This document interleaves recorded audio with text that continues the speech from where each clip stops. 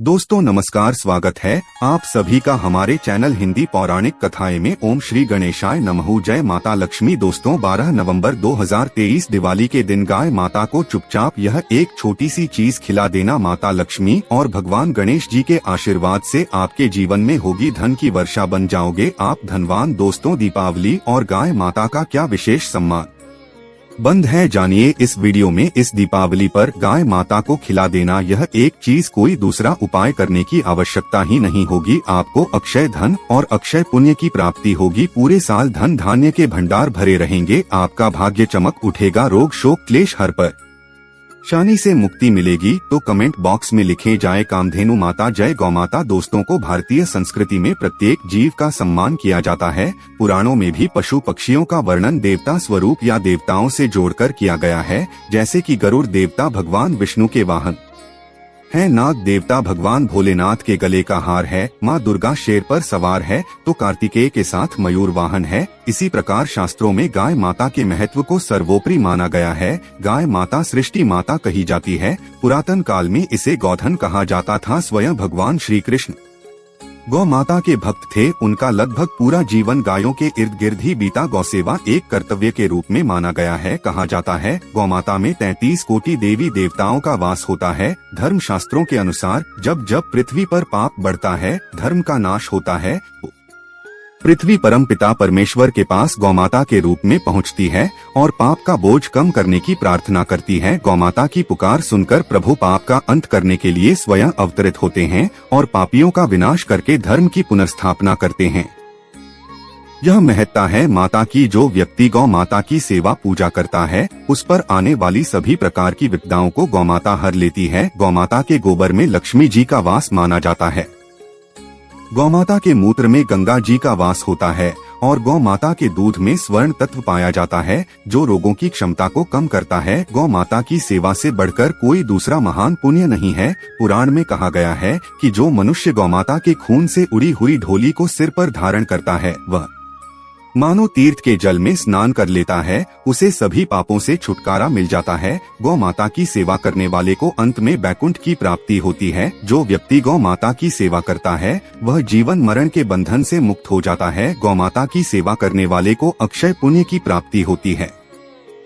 परिवार में सुख समृद्धि भी बढ़ती है। यदि किसी की कुंडली में पितृदोष है या शुक्र नीच में है, तो गाय माता की पूजा और उसकी देखभाल लाभकारी साबित हो सकती है। माना जाता है कि गौमाता की कवर जो ऊपरी हिस्से में कवर होता है, उसको कवर को छूने से ब्रह्महत्या जैसे पाप कट जाते हैं। गौमाता के छूने से समस्त प्रकार के दोष मिट जाते हैं। यदि आप चाहते हैं हर प्रकार के दोष से आपको छुटकारा मिल जाए, तो गौमाता के मस्तक को जरूर छू लेना। इससे सभी प्रकार के दोष दूर हो जाते हैं। गौमाता की पूंछ को छूने से वैतरणी नदी बिना किसी कष्ट के आर पार कर सकते हैं और स्वर्ग की प्राप्ति कर सकते हैं।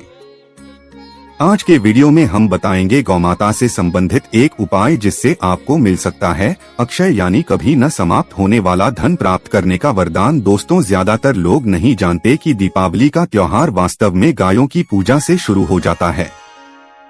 वसुधारस गाय माता की पूजा के लिए समर्पित एक दिन है और दिवाली के पहले दिन को चिन्हित करता है। इस दिन को विभिन्न क्षेत्रों में बरसों बरस गोवध द्वादशी या नंदिनी व्रत के रूप में भी जाना जाता है। धनतेरस के दिन जो भी उपाय करते हैं, तो उसका शुभ फल आपको 13 गुना ज्यादा में जाता है। तो हम बताएंगे कि गौ माता को बरसों बरस और धनतेरस के दिन क्या खिलाना चाहिए, जिससे आपको 13 गुना अधिक शुभ फल मिले। दोस्तों यह जानकारी रंग से राजा बना सकती है। इन चीजों में से कोई भी चीज आप इस दिन गाय माता को खिला देते हैं, तो आपकी किस्मत पलट जाएगी। आप रोग दो शौक से लुप्त हो जाएंगे, धन सुख समृद्धि से मालामाल हो जाएंगे। आगे बढ़ने से पहले आपसे रिक्वेस्ट करते हैं कि वीडियो को लाइक जरूर करिएगा, दोस्तों को शेयर कर दीजिएगा और यदि आपने अभी तक चैनल हिंदी पौराणिक कथाएं को सब्सक्राइब नहीं किया है, तो चैनल को सब्सक्राइब करके बेल आइकन जरूर दबाइएगा। दोस्तों यदि आप धन या दीपावली के दिन गौमाता को सादे चावल और रोटी खिलाते हैं, तो धन सुख समृद्धि का आशीर्वाद प्राप्त होता है। यदि आप चाहते हैं कि आपको अपार धन संपदा मिल जाए, माता लक्ष्मी का आपके घर में स्थायी वास हो जाए, तो धनतेरस के पूजन के पश्चात लक्ष्मी पूजन करने के पश्चात गौमाता को सादे चावल और रोटी का भोजन जरूर खिला दें, निश्चित ही इससे आपकी धन संपदा पाने की कामना पूर्ण हो जाएगी। दूसरा, आप खिला सकते हैं तेल या फिर तेल से बने लड्डू आप गौमाता को खिलाइए। ऐसा करने से जाने अनजाने में आपके हाथों हुए पाप कर्मों से आपको मुक्ति मिल सकती है।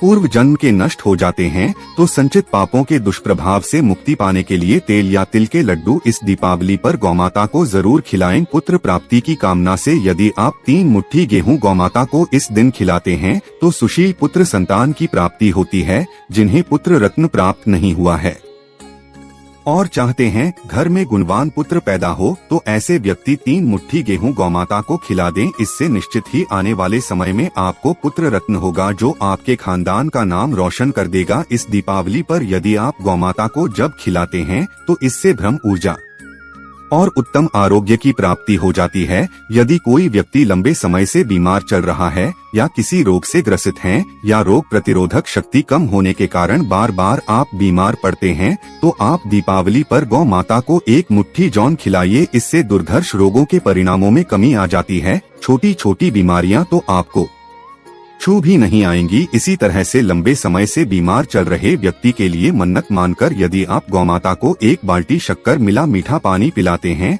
तो गांव माता में बसे देवता आपकी मन्नत जरूर पूर्ण करते हैं। बीमार व्यक्ति की सेहत धीरे धीरे ठीक हो जाती है, कुछ ही दिनों में वह चलने फिरने लगता है। दोस्तों, यदि आप गौमाता को गन्ने का रस दीपावली पर पिलाते हैं तो इससे भौतिक सुखों की प्राप्ति होती है, सुखपूर्ण जीवन मिलता है, वाहन भवन नौकर चाकर हर सुख मिलता है और हर कोई भौतिक सुख की चाहत मन में रखता ही है। तो इस इच्छा पूर्ति के लिए गन्ने का रस गौमाता को दीपावली जरूर ही पिलाएं, किंतु साथ में लक्ष्य पूर्ति के लिए उचित प्रयास भी करें। दोस्तों, गौमाता को दीपावली में शहद खिलाने से भी भौतिक सुख मिलते हैं, ग्रह दोषों से मुक्ति मिलती है, मृत्यु उपरांत मोक्ष की प्राप्ति होती है। तो आप गौमाता को धनतेरस या दिवाली पर शहद जरूर खिलाइए। गौमाता को बूंदी के लड्डू खिलाने से अक्षय पुण्य की होती है, जीवन सुखपूर्वक बीतता है। तो आप बुद्धि के लड्डू गौमाता को खिलाइए, आपको कभी क्षय नहीं होने वाले पुण्य की प्राप्ति होगी। दोस्तों, कहते हैं गुड़ और चना गौ माता को बहुत पसंद होता है, इसे गौमाता को खिलाने से वह सबसे अधिक प्रसन्न होती है,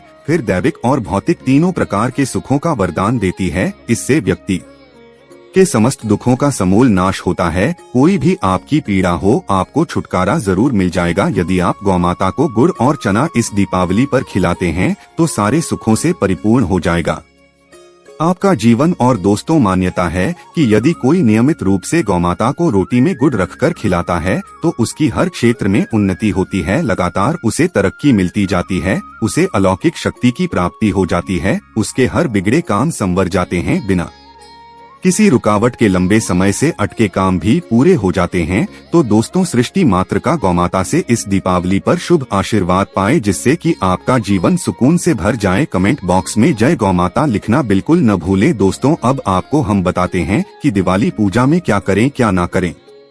दोस्तों, दिवाली के दिन पूजा करने का खास है, ऐसे में पूजा स्थल और घर की साफ सफाई करना बहुत जरूरी है। मान्यता है कि लक्ष्मी जी उसी घर में प्रवेश करती है जहां साफ सफाई हो, ऐसे में पूजा के दिन घर और पूजा स्थल अवश्य साफ हो। दोस्तों, पूजा स्थल पर माता लक्ष्मी भगवान गणेश की मूर्ति का मुख पूर्व दिशा में हो और पूजा करने वाला अपनी पीठ उत्तर की तरफ करके बैठे। पूजा में चांदी के सिक्के, कमल का फूल आदि अवश्य रखें, इससे घर में खुशियां, सुख, समृद्धि, सौभाग्य आता है। दिवाली के दिन घर में कोई भी कबाड़ का सामान न रखें, यह अशुभ होता है। खराब घड़ी, फटे पुराने कपड़े, अन्य कबाड़ के सामान जिन्हें आप सालों से प्रयोग नहीं करते हैं, उन्हें दिवाली के दिन घर से अवश्य निकाल दें। दिवाली के दिन कुछ भी ऐसा ना बनाएं जिससे माता लक्ष्मी नाराज हो। खान पान का भी खास ध्यान रखना चाहिए। भूल कर भी दीपावली के दिन मांस, मछली, शराब आदि का सेवन करें। वहीं आप दिवाली की रात पूजा के समय भूल कर भी फटे पुराने कपड़े न पहने।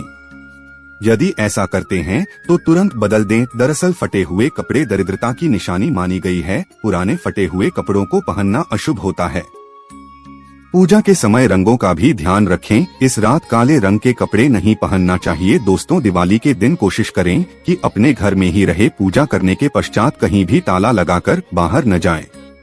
पूजा के समय पूरे घर को दीपक की रोशनी से जगमग कर दें। किसी भी कोने में अंधेरा न रहे। घर की सारी खिड़कियों दरवाजों को खोल कर रखें ताकि लक्ष्मी जी का प्रवेश हो सके। घर बंद करके देर के लिए रिश्तेदारों या पड़ोसियों के यहाँ दिवाली की बधाई देने के लिए जाना भी हो तो घर में लाइट जलते रहने दें।